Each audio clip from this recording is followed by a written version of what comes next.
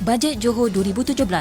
Pembentangan Bajet Johor 2017 oleh Yang Amat Berhormat Datuk Muhammad Khalid Nordin akan berlangsung pada Khamis 17 November 2016 pukul 9.30 pagi. Siaran langsung Bajet Johor 2017 boleh didengari menerusi saluran radio Johor FM 101.9 FM dan Best FM 104.1 FM. Turut boleh ditonton melalui online streaming di laman Facebook Datuk Seri Haji Muhammad Khalid Nordin. Bajet Johor 2017 muafakat ke arah Johor berkemajuan.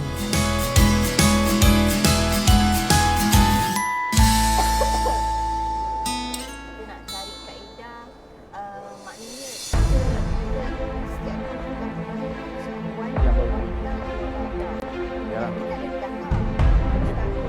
Yalah, mesti.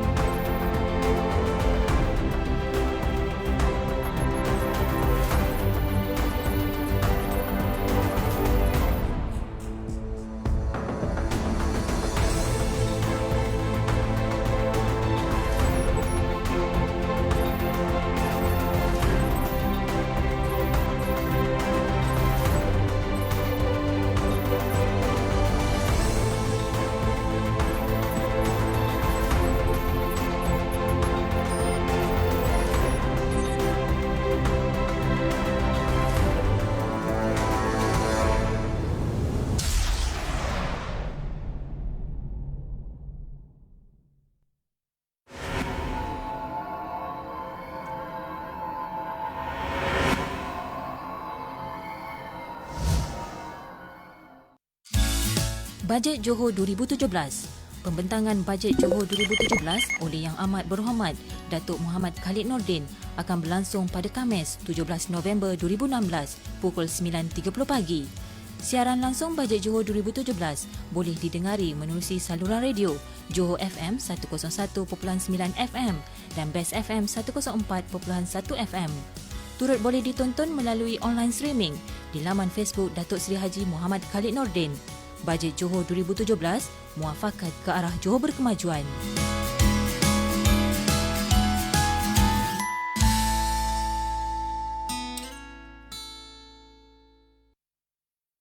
Di Dewan Undangan Negeri Johor Kota Iskandar bersama dengan sesi wawancara khas Bajet Johor 2017 dengan tema muafakat ke arah Johor berkemajuan.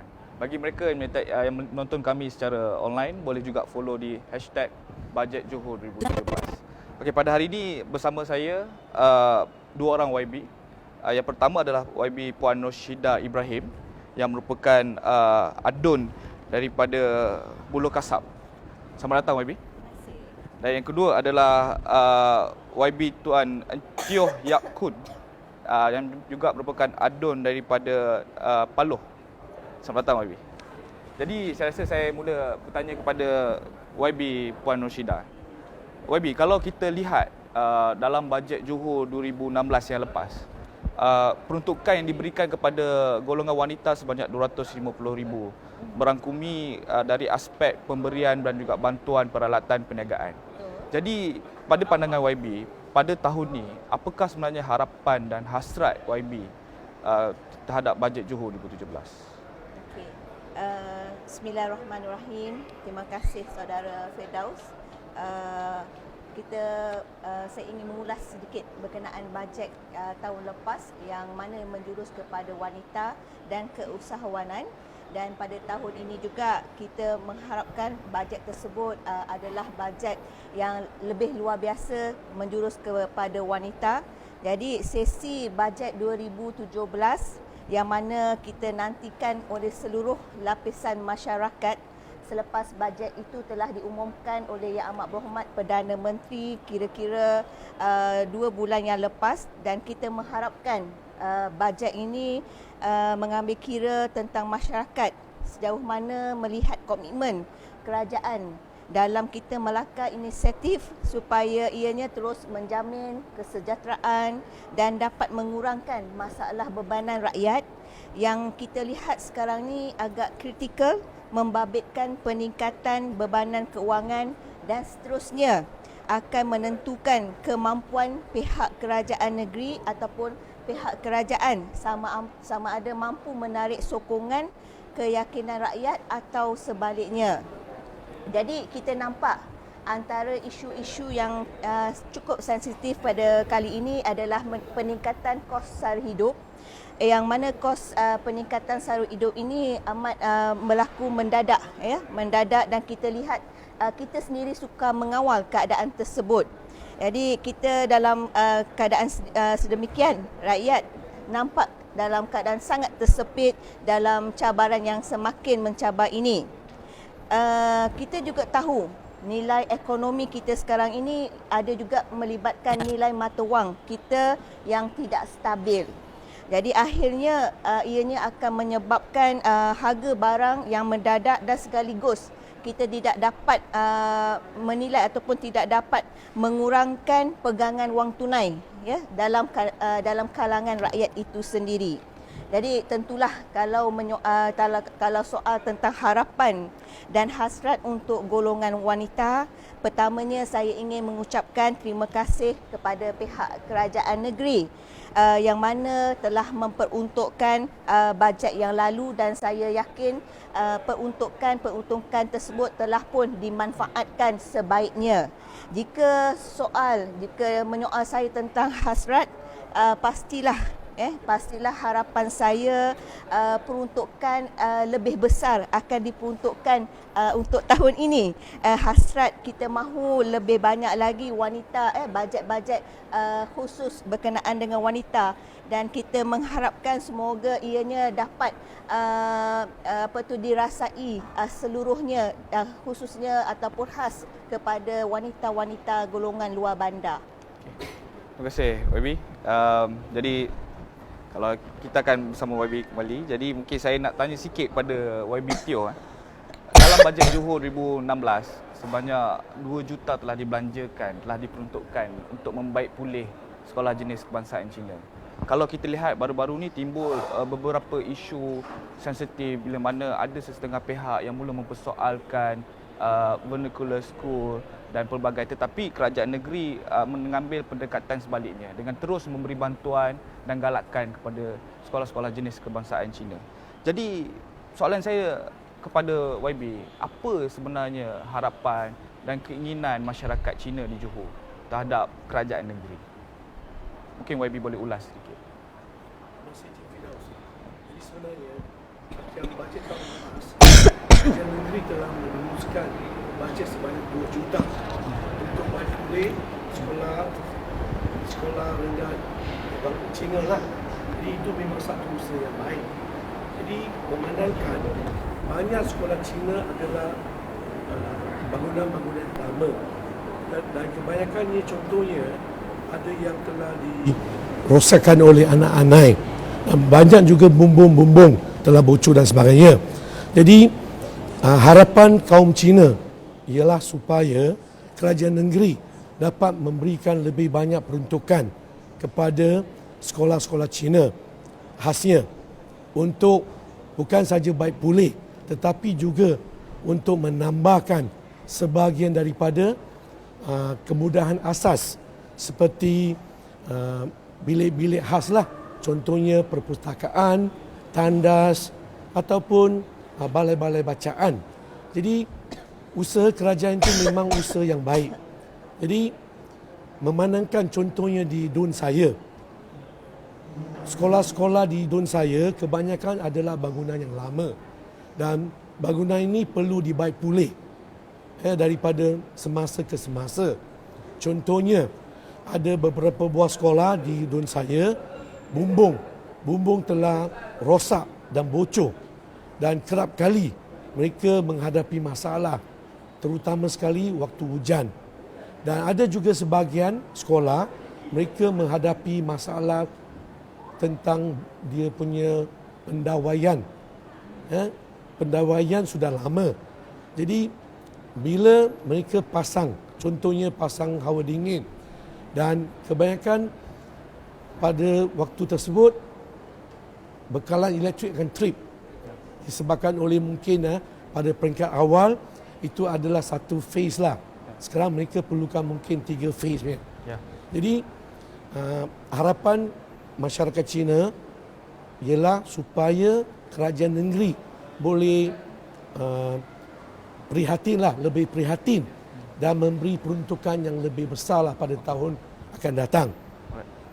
Memang pada bajet yang lepas, masyarakat Cina juga ucapkan terima kasihlah kepada kerajaan negeri, terutama sekali kepada Yang Amat Berhormat Menteri Besar Johor kerana telah prihatin terhadap sekolah-sekolah Cina.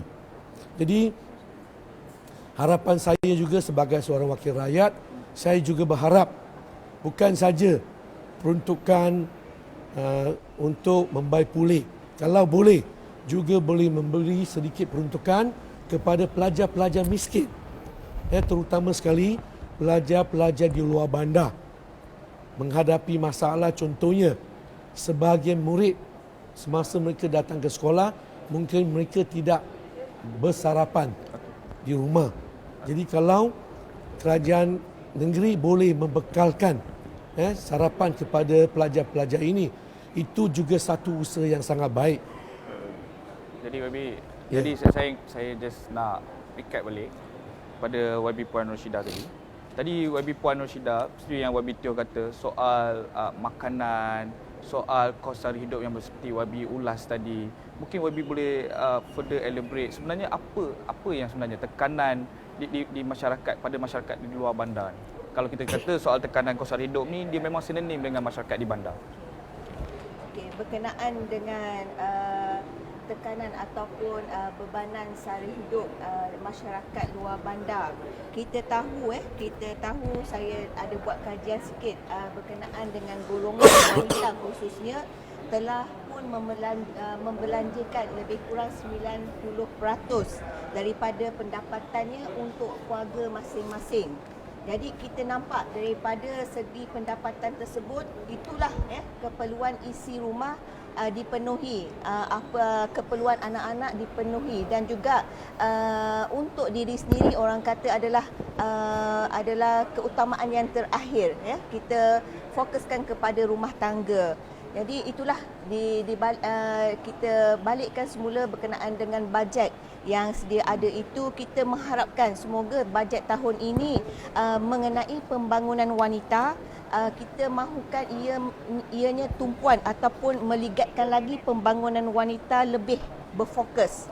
Berfokus maksudnya seperti tahun yang lalu kerajaan negeri telah memberikan peruntukan untuk kita bangunkan usahawan-usahawan luar bandar ini melalui agensi.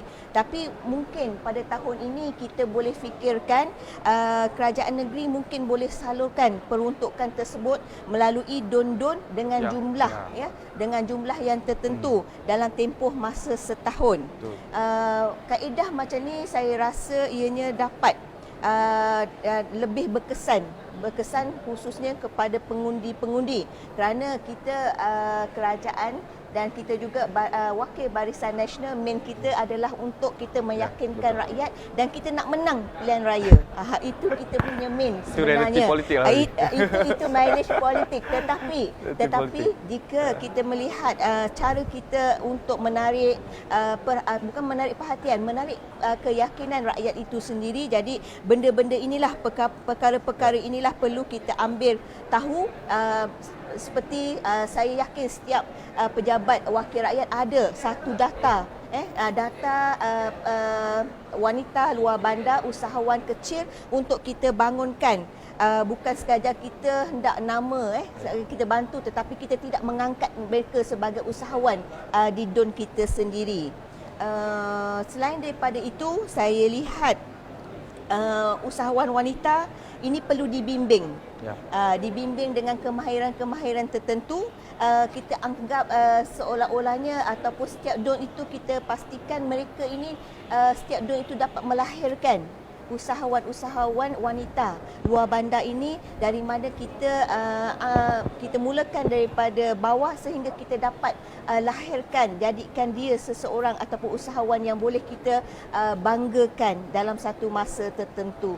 Jadi melibatkan bajet, kita harapkan semoga ianya dapat merangkumi keseluruhannya dan bajet itu dapat merasakan lebih mesra wanita khususnya, dan kita harap semoga ianya dapat dirasai oleh denyut nadi setiap masyarakat luar bandar itu sendiri. Okey.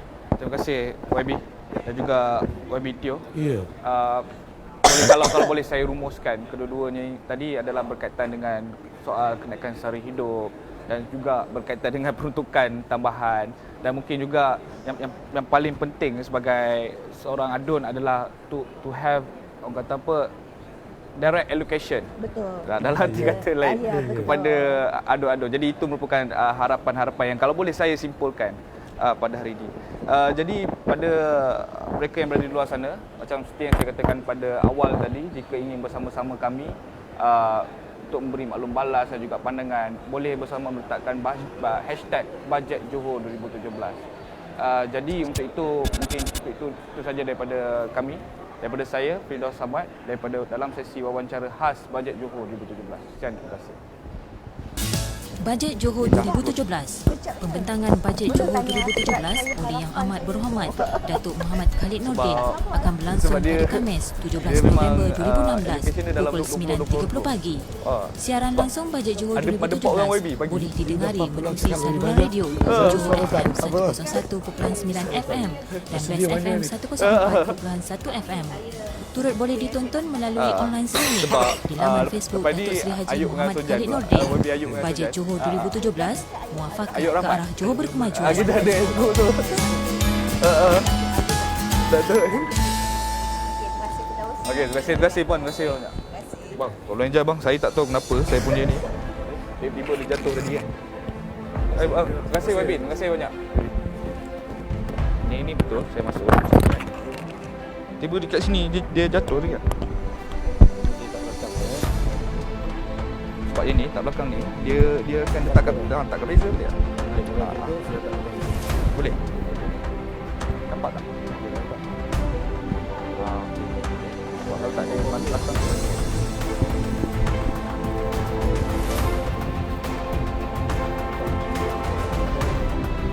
Oh, jangan menunduk.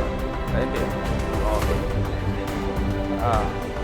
Dia nampak macam stres sangat kalau duduk. Terima kasih, Pak. Saya sukan lah. Oh, ya. Ya. Ni nanti saya akan.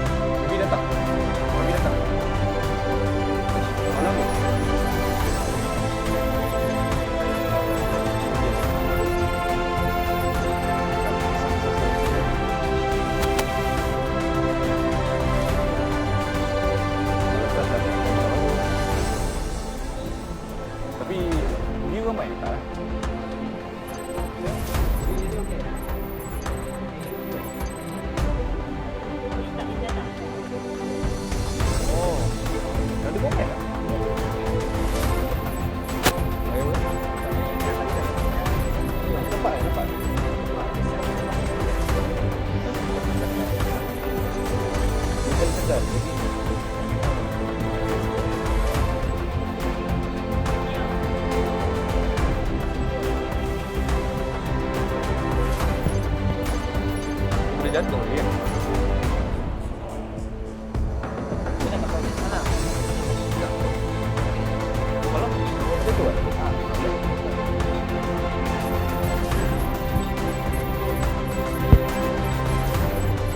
Bukan kot. Ya. Belakang gitu. Oh, okey.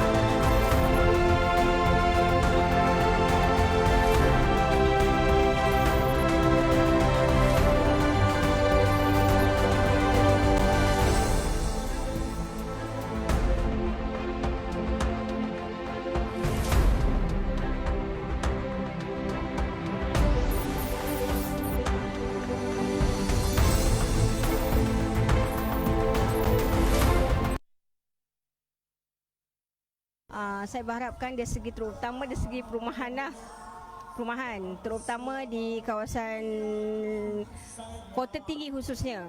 So, untuk hasil kepada mereka yang berpendapatan yang rendah dan sederhana, memerlukan sangat rumah-rumah yang mempunyai sesuai untuk mereka, dan berharap bajet untuk negeri Johor ni memberi kemudahan kepada mereka yang berpendapatan rendah dan sederhana, dan juga mengambil kira dari segi kemudahan-kemudahan yang disediakan oleh khususnya di negeri Johor ni. Jadi untuk harapan saya pembentangan bajet daripada MB untuk negeri Johor, untuk sekarang kebanyakannya rakan-rakan banyak mengeluhlah tentang kos hari hidup, kenaikan harga barang. Jadi saya mohon sesuatu untuk rakyat Johor lah, yang mana keadaan sekarang makin tersepit, gaji yang walaupun besar mana pun tapi kenaikan barang tinggi. Jadi kita punya nilai duit kita pun dah makin kecil.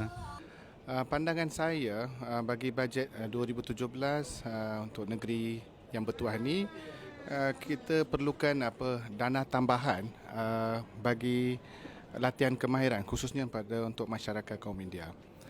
Secara keseluruhannya didapati ramai, bukan saja kaum India, ramai pemuda-pemudi pemasa sekarang ni mereka lebih cenderung pada aktiviti-aktiviti yang tidak sihat. Jadi sekiranya ada peruntukan tambahan dari bentuk latihan kemahiran khususnya kepada belia-belia lepasan PMR ataupun PT3 ataupun SPM, ia dapat membantu mereka lepas tamat pengajian tu mereka dapat menjana pendapatan lah.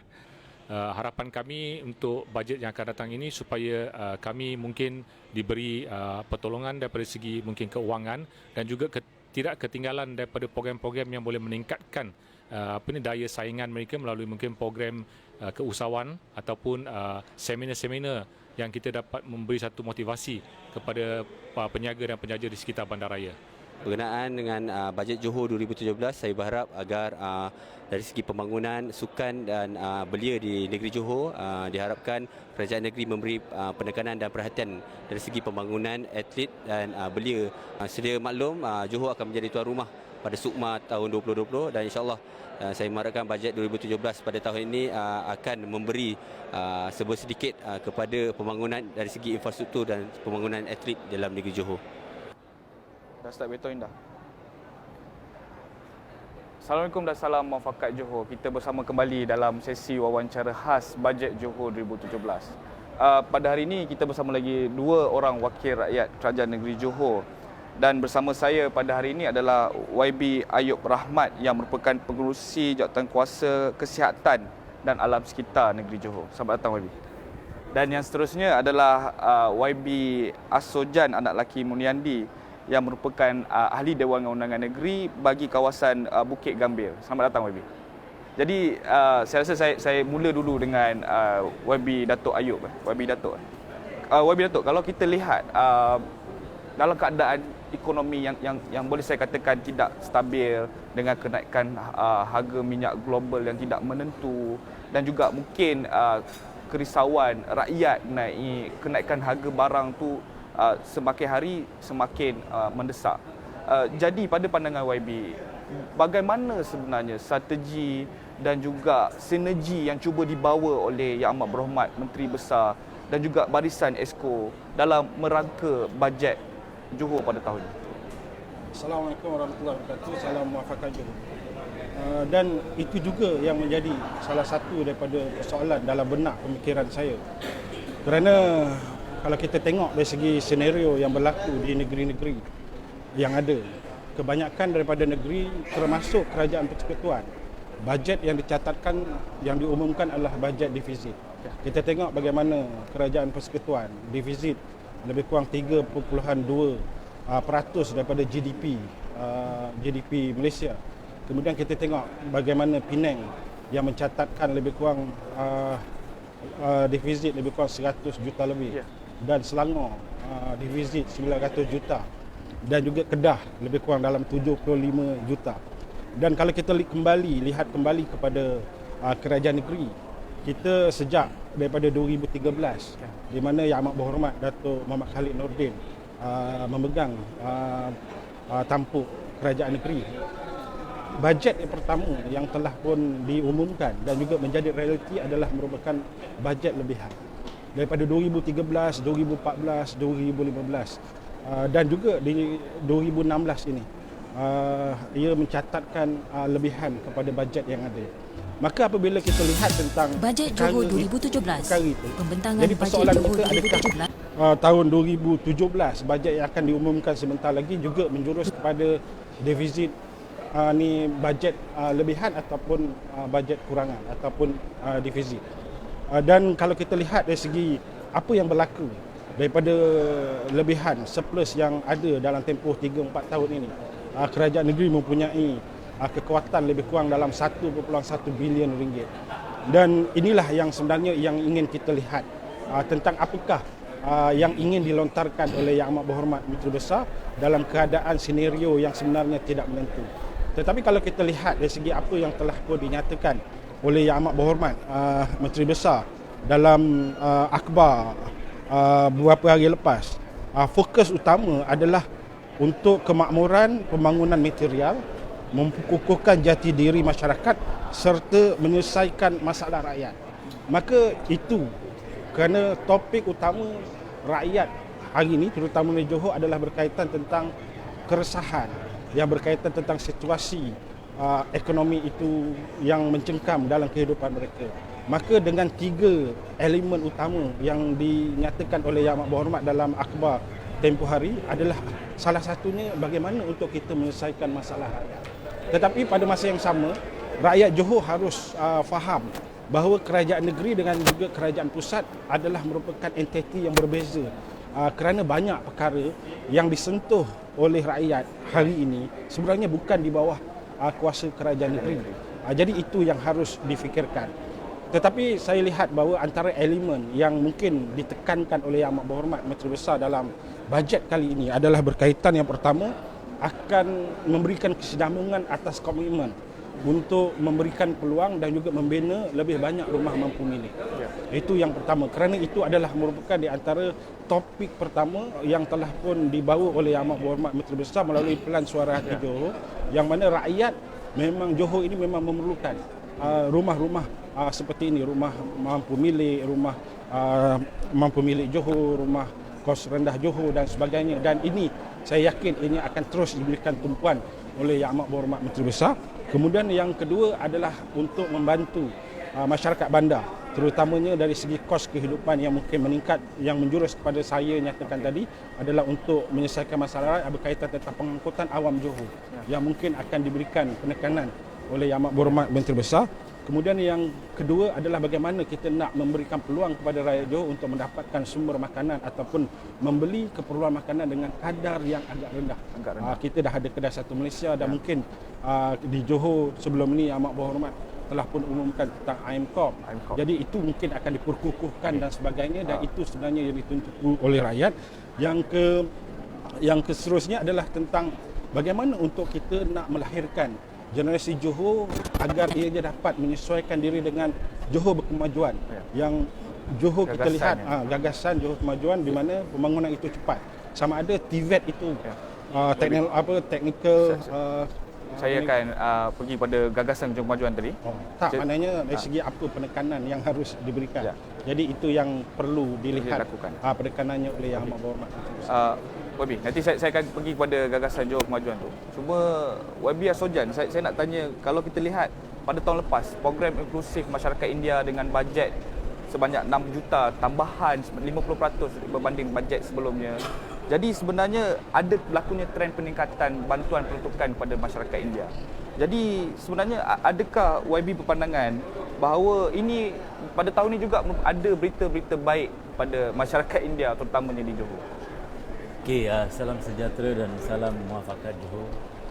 Bagi masyarakat India, kami merasakan setelah Yang Amat Berhormat Datuk Khalid Nordin memimpin kerajaan negeri, kita dapat melihat pengkhususan khas telah diberikan kepada masyarakat India melalui program inklusif masyarakat India seperti mana yang disebut tadi, bermula dengan 4 juta pada bajet 2015 dan 6 juta dalam bajet 2016 Dan kami menjangkakan program ini akan berterusan dan juga mengharapkan agar amount ini akan dipertingkatkan dalam bajet 2017. Ini telah memberi satu peningkatan dari segi sokongan masyarakat India apabila keprihatinan ini diterjemahkan dalam bentuk bajet yang menekankan 3 perkara utama yang menjadi asas kepada masyarakat India, iaitu pendidikan, keusahawanan dan kebajikan. Jadi harapan kita bajet 2017 ini akan bajet ini akan dipertingkatkan. Dan yang kedua, harapan yang diletakkan oleh masyarakat India supaya bajet yang diperuntukkan pada tahun 2017 ini mempunyai satu cara pelaksanaannya yang lebih teratur. Dan pada persidangan Dewan Negeri pada bulan Mei yang lalu, saya telah mencadangkan supaya diwujudkan satu yayasan yang mana boleh mengendalikan bajet yang diperuntukkan oleh kerajaan negeri untuk program inklusif masyarakat India. Dengan cara demikian, bukan saja bajet itu sahaja, tapi kita juga boleh mendapatkan peruntukan ataupun sumbangan daripada pihak-pihak yang lain yang boleh letak dalam yayasan ini bagi membantu masyarakat India dalam skala yang lebih besar. Okey, YB, bila kita cakap soal yayasan ni, saya tertarik dengan apa yang YB Ayub cuba sampaikan tadi mengenai gagasan Johor berkemajuan. Dan juga saya rasa mungkin itu juga apa yang dinyatakan tema dan juga tagline kita pada hari ini, muafakat Johor ke arah Johor yang berkemajuan. Jadi mungkin YB Ayub Datuk ingin komen sikit mengenai gagasan Johor berkemajuan yang menjadi satu agenda besar kerajaan pada hari ini. Yalah, apabila kalau kita lihat bagaimana gagasan ini wujud, ia pertamanya adalah berkaitan tentang bagaimana kita melihat tentang kehendak rakyat. Yang pertama apabila Yang Amat Berhormat Amir Ali dia mewujudkan pelan suara hati, kemudian pergi kepada Johor Economy of Growth, dan kemudian ada beberapa perkara lain yang dilihat untuk mengukuhkan dari segi pentadbiran, dan akhirnya daripada apa yang dilakukan itu yang menjurus kepada Johor berkemajuan. Bagaimana untuk Johor berkemajuan? Dia ada 6 elemen di mana beberapa 6 teras itu ditunjukkan untuk memastikan bahawa Johor sentiasa berada di hadapan.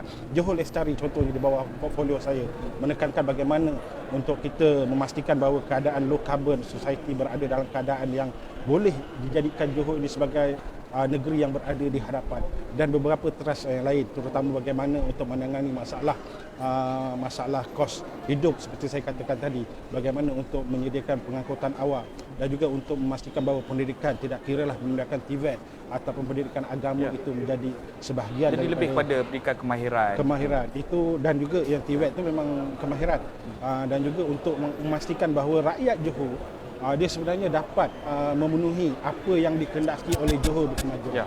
Kalau kita bercakap tentang Johor kemajuan tetapi pengisiannya dilakukan oleh orang lain, maka ia tidak memberikan makna kepada rakyat Johor itu secara keseluruhan. Maka apabila nak dikatakan Johor kemajuan, dari segi pengisian itu juga harus ditekankan bagaimana untuk melahirkan generasi yang berkemahiran, generasi yang mempunyai pendidikan tinggi yang dapat menyesuaikan diri dengan Johor kemajuan itu sendiri. Tadi YB Sojana beritahu mengenai yayasan. Dan sebenarnya apa idea YB bila mencadangkan soal yayasan yang beri fokus pada kaum India? Adakah sama selari dengan gagasan Johor Kemajuan seperti yang YB Datuk nyatakan sebelum ini? Ya, sudah tentu.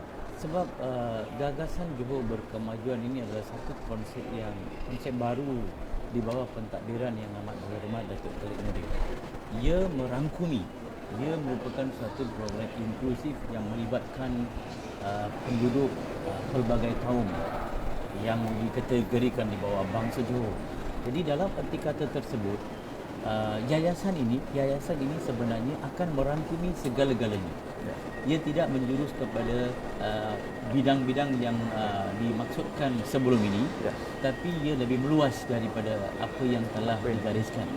Jadi berkemajuan ini tidak menjurus kepada satu perkara semata-mata. Jadi melalui yayasan ini seperti mana macam Yayasan Pelajaran Johor. Jadi yayasan ini nanti dia akan mempunyai ahli lembaganya sendiri, mempunyai CEO-nya sendiri, dan ia juga berkemampuan untuk mendapatkan sumber-sumber kewangan dari pihak-pihak yang lain, dan ia akan memenuhi gagasan Johor berkemajuan yang ditetapkan oleh Yang Amat Berhormat Datuk Khalid. Okey. Terima kasih kepada YB Yasuddin. Jadi mungkin itu saja wawancara kita pada hari ini. Kerana kita ingin beri ruang lintas langsung pembentangan bajet Johor daripada Yang Amat Berhormat Menteri Besar Johor yang akan dijadualkan akan dibentangkan pada 9.30 pagi sebentar lagi.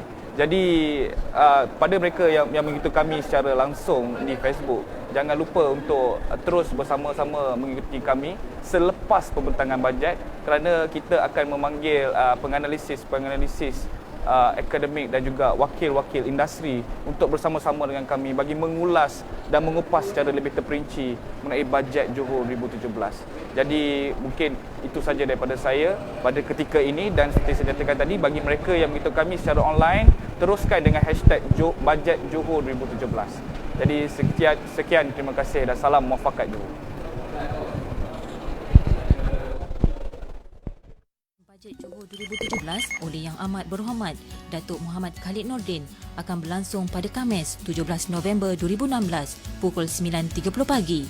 Siaran langsung Bajet Johor 2017 boleh didengari menerusi saluran radio Johor FM 101.9 FM dan Best FM 104.1 FM. Turut boleh ditonton melalui online streaming di laman Facebook Datuk Seri Haji Muhammad Khalid Nordin. Bajet Johor 2017, muafakat ke arah Johor berkemajuan.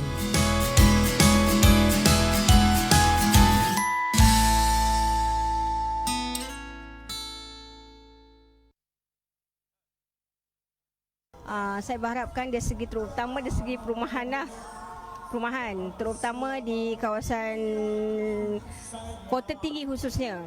So, untuk hasil kepada mereka yang berpendapatan yang rendah dan sederhana, memerlukan sangat rumah-rumah yang mempunyai sesuai untuk mereka, dan berharap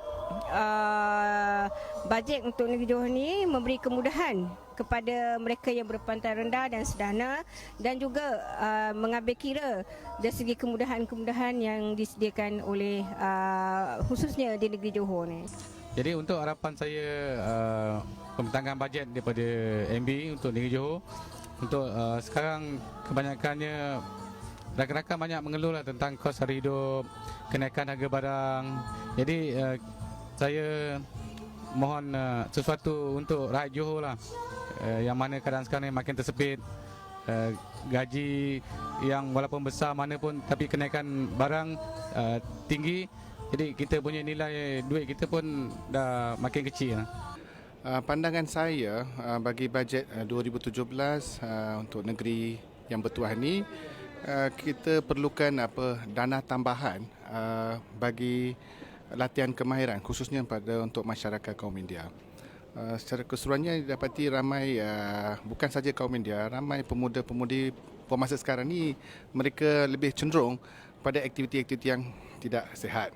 Jadi sekiranya ada peruntukan tambahan dari bentuk latihan kemahiran khususnya kepada belia-belia lepasan PMR ataupun PT3 ataupun SPM, ia dapat membantu mereka lepas tamat pengajian tu mereka dapat menjana pendapatan lah. Harapan kami untuk bajet yang akan datang ini supaya kami mungkin diberi pertolongan daripada segi mungkin keuangan dan juga tidak ketinggalan daripada program-program yang boleh meningkatkan daya saingan mereka melalui mungkin program keusahawan ataupun seminar-seminar yang kita dapat memberi satu motivasi kepada peniaga dan penjaja di sekitar bandaraya. Berkenaan dengan bajet Johor 2017, saya berharap agar dari segi pembangunan sukan dan belia di negeri Johor, diharapkan kerajaan negeri memberi penekanan dan perhatian dari segi pembangunan atlet dan belia.